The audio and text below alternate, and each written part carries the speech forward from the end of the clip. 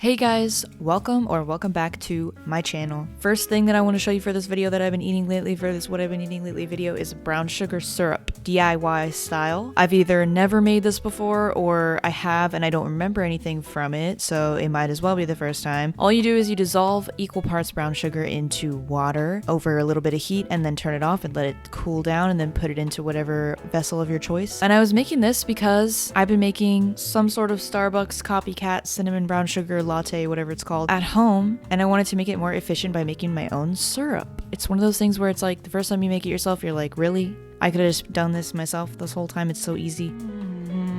Okay, so we're gonna make a brown sugar shaken oat milk latte. Not espresso, because I don't have espresso, but I make strong-ish coffee in the French press, and then I use that for making little drinks and stuff. And I also have my brown sugar syrup. You can just ignore the label. You know, it came out kind of liquidier than I thought it would be, and I hope that that's okay. Like, I wonder if I should have put less water. I don't really know, but whatever. It should be fine. I used to, when I would want to make like a brown sugar sweetened drink, I would just microwave a very small amount of water and then mix it with some brown sugar, just like swirl it around until it dissolves and then make the drink on top of that. But if you actually like that kind of drink, then it makes a lot more sense to just make the syrup, you know? I'm just making a little drink right now because I'm gonna get boba later. So more sweet caffeine. Some coffee in there. And then cinnamon. I would put a lot of cinnamon unless you're someone who doesn't really like cinnamon, but if you don't like cinnamon, then I don't know why you would want to make this drink. And shake it up. And obviously you can do it in a shaker, which would be probably better, but I'm not getting another thing dirty, you know? So cinnamon, brown sugar, coffee. I'm gonna do a splash of this whole fat milk. It's for more creamy. It's not oat milk. It's a blend. Oh, it's oat milk and plant-based blend. So it's like oat milk based, but then there's coconut milk and some soy in there. So we got the oat milk and then we got the oat milk. Woo!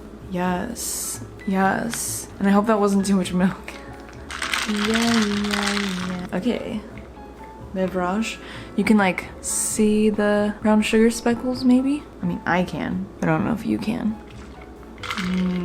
Okay, so I have these McDonald's dried fruit that came with the McDonald's oatmeal. I also have this little pack of dried fruit and nuts that I don't like the ratio of nuts to dried fruit. I also have expired cacao nibs, oh no, those cashews are actually not expired. I finished the expired cashews. Oh, that's good. Anyways, I have some cashews and I have some walnuts and I have some leftover raisins and banana chips. So we're making a homemade trail mix. I love to have homemade trail mix in the home. It's the best thing to have on hand. So useful. If you want something sweet after a meal, you have some raisins in there. Usually I'd put chocolate, but chocolate chips are...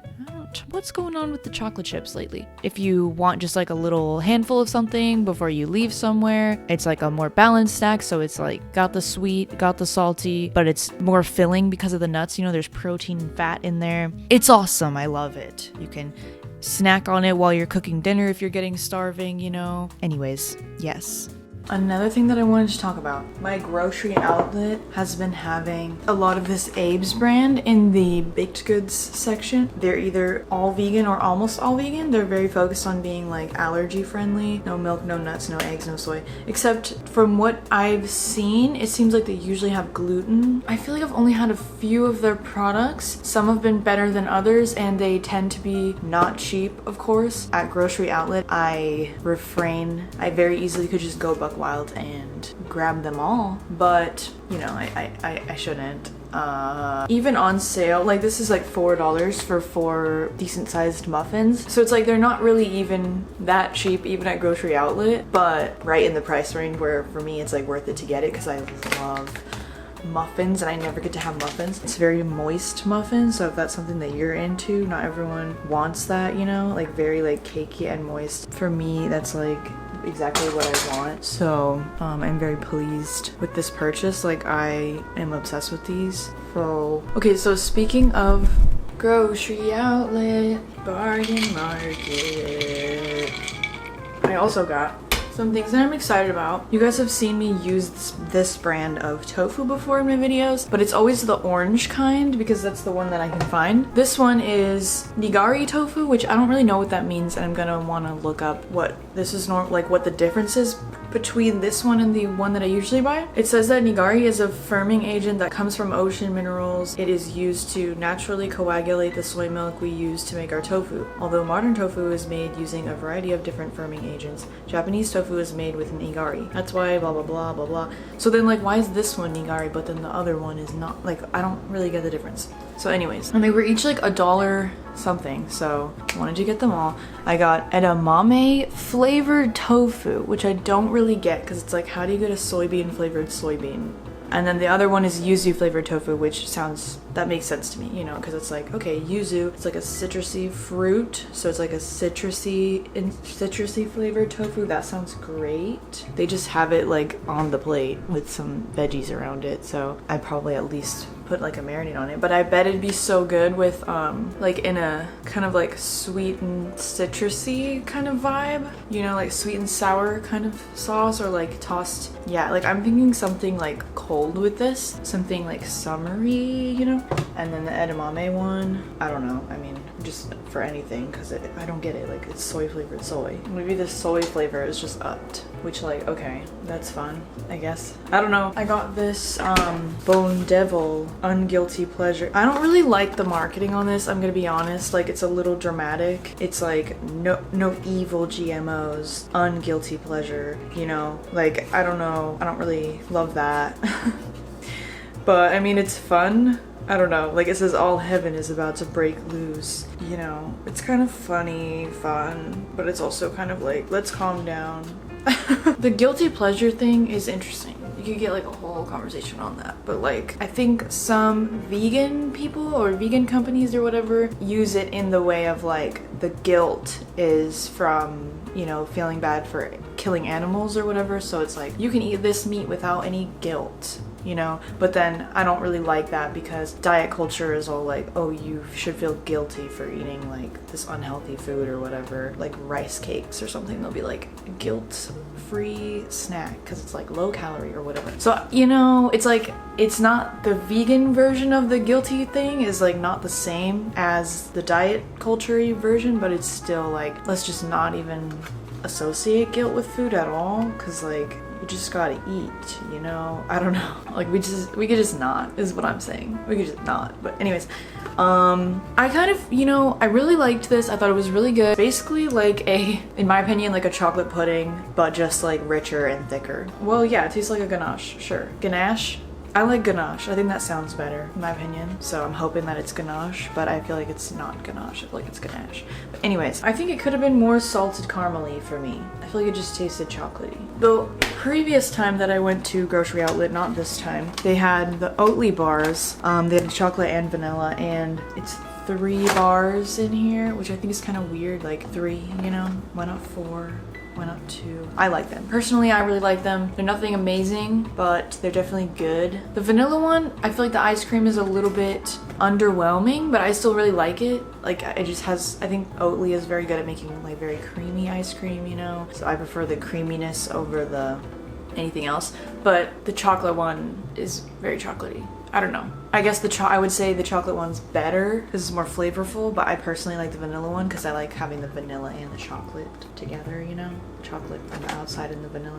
So, I didn't say there's a chocolate shell. There's a chocolate shell. Also got these VFC, vegan fried chicken fillets, which I'm very interested in. I've never seen this before. I've never seen it in store before. I kept getting confused that it was supposed to be like a spicy thing, like spicy version or something, just because it's so red, but it's not. It's just the original.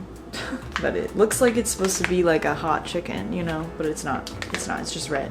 So you might remember these very, very freezer burnt strawberries that I showed you in a recent video that I ended up with when my parents' fridge quit on them. And I was like, oh, for sure, I'll deal with these right away. I'll make something of them, you know. And then they got lost in the back of the fridge, freezer, and I forgot about them, of course. But now we're doing something with them. First, I'm cutting them into really small pieces and putting them in a freezer bag so that I can use them, like add a handful to like a little drink, like a green tea or, you know, strawberry milk boba. I don't know, anything. I can just throw some little tiny strawberry pieces into, or even some oatmeal. That's like a easy little stir into something thing. You know, that's why I cut them so small. But then I also cut up a lot of the strawberries into bigger chunks for, I don't know, if I just want to eat them or put them in a smoothie. I just wanted to make them more like readily accessible, readily available to use and stuff, because I just know if I have that big container of frozen strawberries in there, I won't use them. Just whole frozen strawberries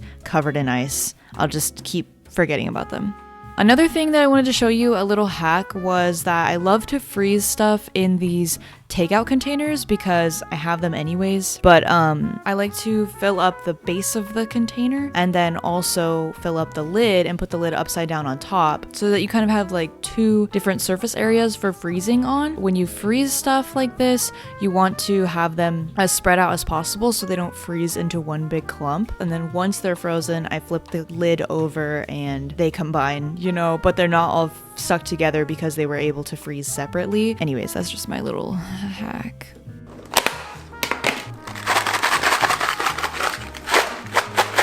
Moving on to the next food hack, I thought this garlic label was funny. The fact that it doesn't have the word garlic on it is just a picture of garlic, as if that helps you. You can see the garlic. Like if someone doesn't know what garlic looks like on the outside, it's not gonna help them, you know? Anyways, I've always seen people make little food hacks videos where they peel, cut up, or mince, blend, whatever, a bunch of garlic at once and then freeze it so that you can just break off a piece of frozen minced garlic and add it into whatever you're cooking so you don't have to deal with the garlic every time. I'm always saying I need to do that because I never, ever, ever want to mince the garlic. Like I always just, whenever I'm cooking, I know people will be like, it's not that hard. Like it literally takes 2 seconds. First of all, I disagree. Second of all, I hate the feeling, that sticky little feeling on, you know, where when you're peeling it and it feels like it never wants to get off your finger. I hate that. Also, half the time I'm not getting out a cutting board for cooking. You know, like I'm cutting it with scissors or I'm breaking stuff up with my hands or whatever. So I really am just gonna have to get out a cutting board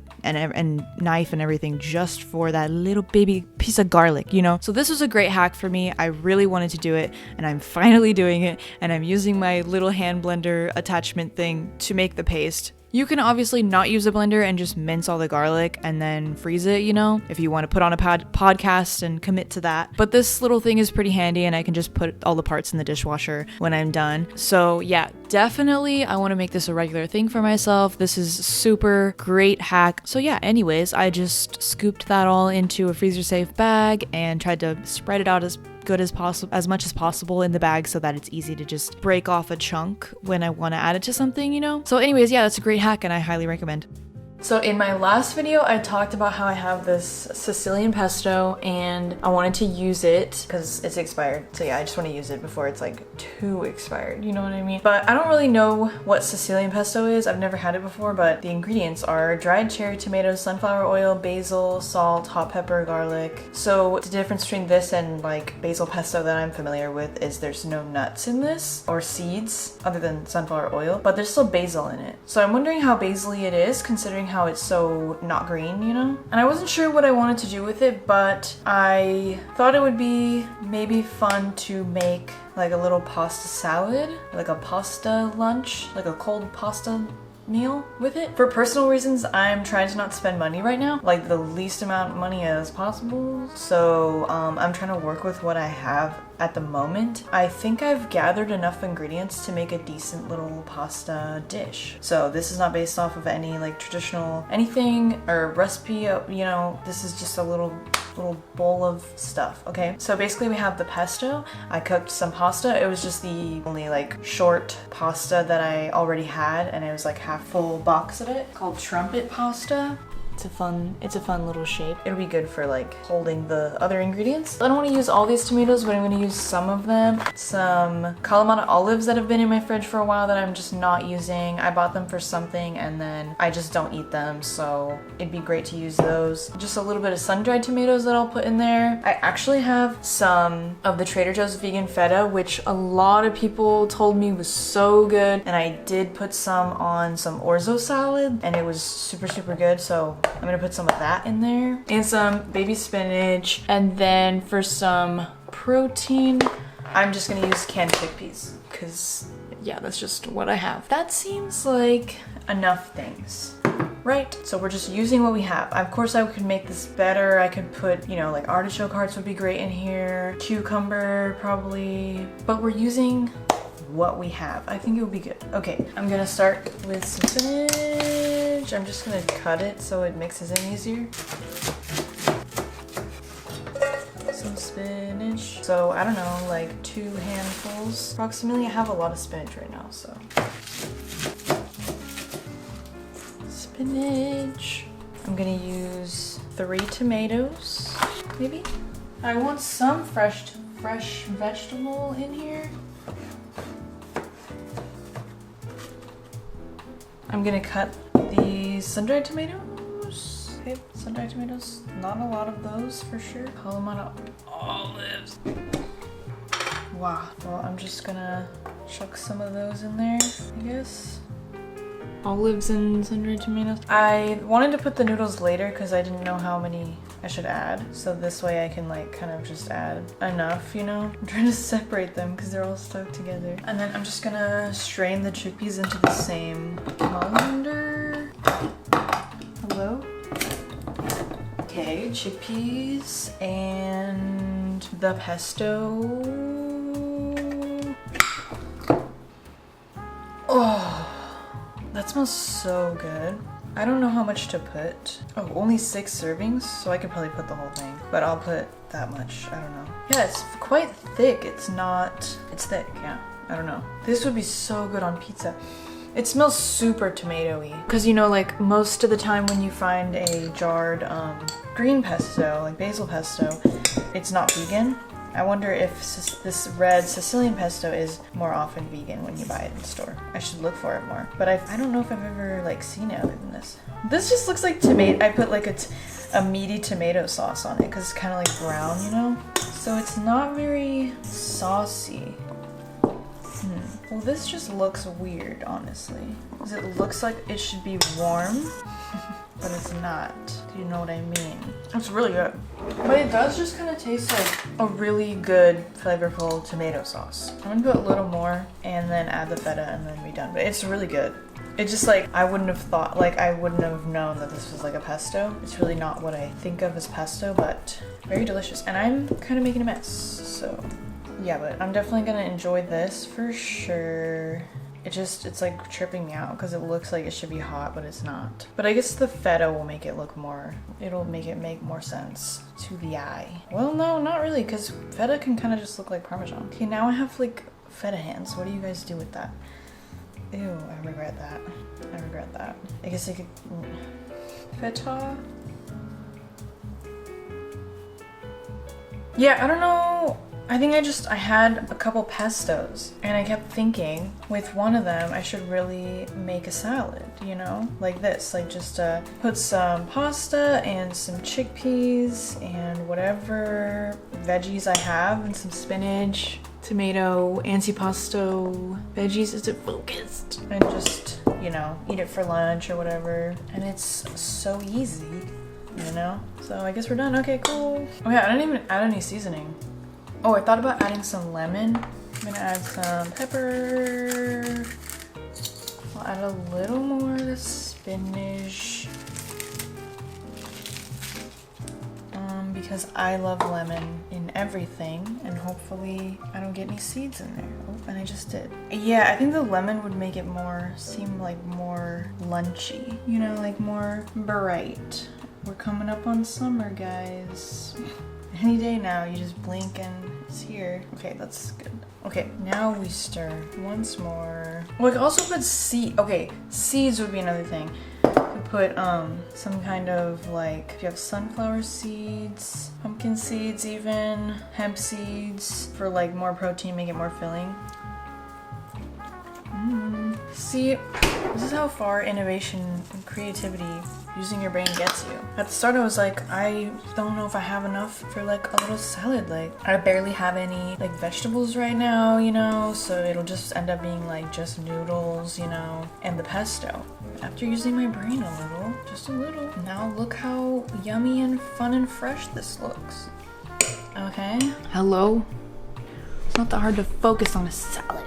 And the last thing for this video is some pizza that I made. I wanted to try out and experiment with a couple different ways of using vegan cheese on pizza. The first thing was that I've talked about that very simple coconut milk, nutritional yeast, creamy sauce that I use for pasta sometimes. And it's basically just coconut milk, nutritional yeast, some cornstarch, and then added seasonings and salt and whatnot. But it's super simple, just for like a lazy dinner or whatever, if you want to add like a creamy sauce to a pasta, mac and cheese type thing, you know? My roommate and I had the idea to try it on some pizza, but I still I had some vegan cheese, so I still wanted to put some vegan cheese on it in case the cheesy sauce wasn't enough for me. And looking back, I should have put the cheesy sauce on half and the vegan cheese, store-bought cheese, on the other half so I could really taste them on their own, you know, but we'll do that another time. Anyways, the cheesy sauce turned out really good, actually. It was very nutritional yeasty, but as long as you're into that, good flavor. Not gonna resemble conventional pizza cheese very well, you know, but still very enjoyable. The thing about the vegan cheese was I saw this TikTok or Instagram reel where the guy was sharing different hacks of different ways you can use vegan cheese on pizza to make the experience better. And one of the things that I really wanted to try out was, if you're using pre-shredded vegan cheese, shred it some more or like blend it up so that you can increase the surface area of the cheese and it melts a lot better. But since I didn't feel like using the blender for this, I just kind of like smushed it between my fingers as much as I could. He also suggested to add oil to the cheese to help it melt better. So I did that also. I put some oil and I just smushed it all together in my hands. And honestly, you can really tell the difference. If you look closely, I didn't film it that well, and also it's mixed with the other cheese, so we're gonna do this again, but I still wanted to show you guys because I filmed it. It did really help the cheese melt, so I do recommend that hack. Just put some vegan cheese in a bowl, put some oil, and get your fingers in there and smush it all up as good as you can. And it makes it melt a lot better. It makes it melt in a way that looks more like, you know, pizza-y cheese. But anyways, this was super good with both of them combined. Next time I will try these little hacks on their own. And that's it for this video. Look out for my next video. Hopefully it'll be by the end of this month. I know that's kind of not a good schedule, but you know what? Anyways, love you guys. Thanks for watching, and I'll see you later. Bye bye.